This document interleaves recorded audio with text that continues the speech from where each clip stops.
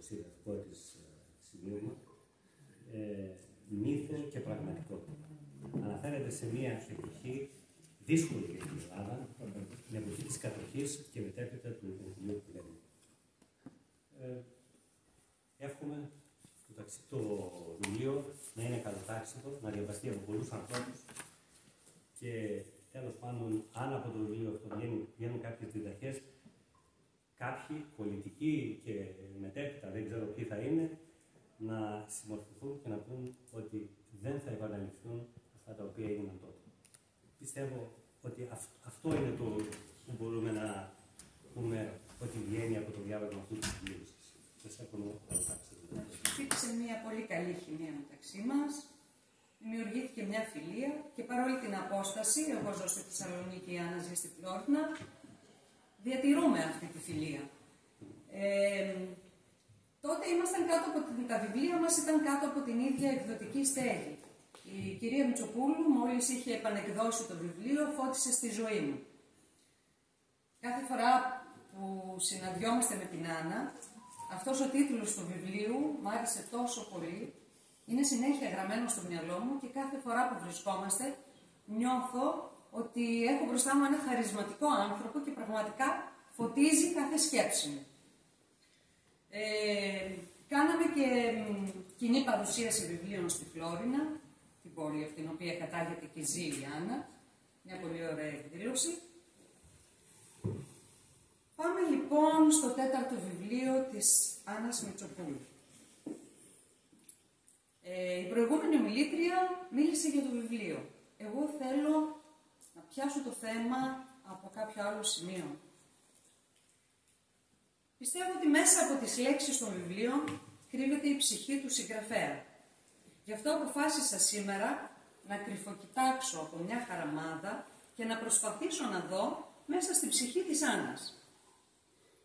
Μας βοηθάει βέβαια και η ίδια να δούμε μέσα της με το εισαγωγικό της σημείωμα στο βιβλίο που προσωπικά με άγγιξε πολύ βαθιά.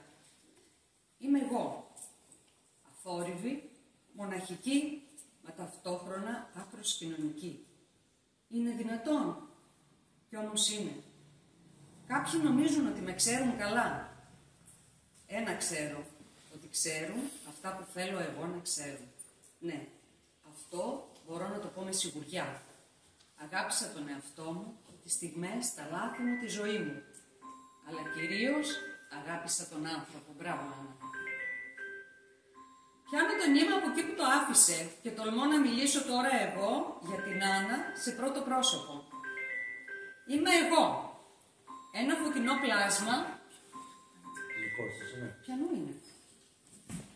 Ένα φωτεινό πλάσμα που χωρίς να το επιδιώκει, με φανφάρες, φωτίζει τις ζωές των άλλων.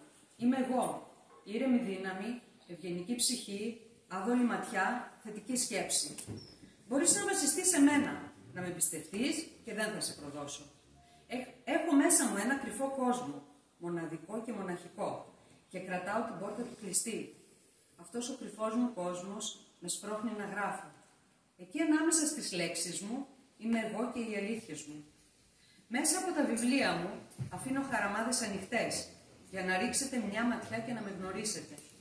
Βλέπω ιστορίες δικές μου, ταξιδεύω σε άλλες εποχές, βουτάω στα ιστορικά γεγονότα, μπλέκομαι σε έρωτες και δημιουργώ τους δικούς μου χαρακτήρες, γνωρίζοντας καλά τα δημιουργήματα της φαντασίας μου. Κάπου εκεί θα ανακαλύψετε όλα τα στοιχεία του χαρακτήρα μου. Αυτά είχα να πω εγώ σαν Άννα. Δεν ξέρω πόσο κοντά βρέθηκα στην ψυχή της Άννας. Αυτό τον ακέραιο χαρακτήρα της τον περνάει και στους περισσότερους από τους ήρωές της. Η Άννα πλάθει απλούς ανθρώπους που έζησαν μέσα σε πέτρινα και διχασμένα χρόνια. Έζησαν όλα τα δεινά της εποχής τους, όπως λέει και η ίδια στο συγγραφικό της σημείωμα.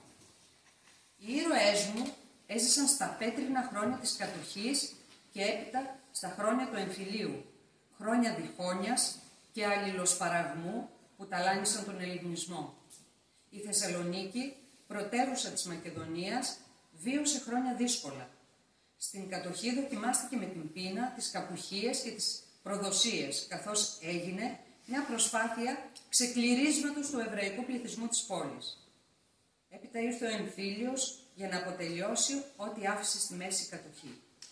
Λάθη και τραγικές συμπτώσεις διαμόρφωσαν την πορεία των ηρώων, οι οποίοι πλήρωσαν το ανάλογο τίμημα των επιλογών τους.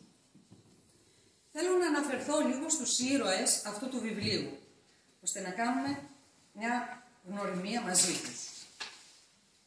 Ο δάσκαλος, η γυναίκα του Ιανθή, ο γιος του Ανέστης, που αγάπησε την Κερασίνα, οι γονείς της Κερασίνας, η κόρη του δασκάλου, η Σιμέλα, η Μελίνα, ο άντρας της, ο Δημήτρης, η φίλη της Ραχήλ, η Εβραία που από φόβο για τη ζωή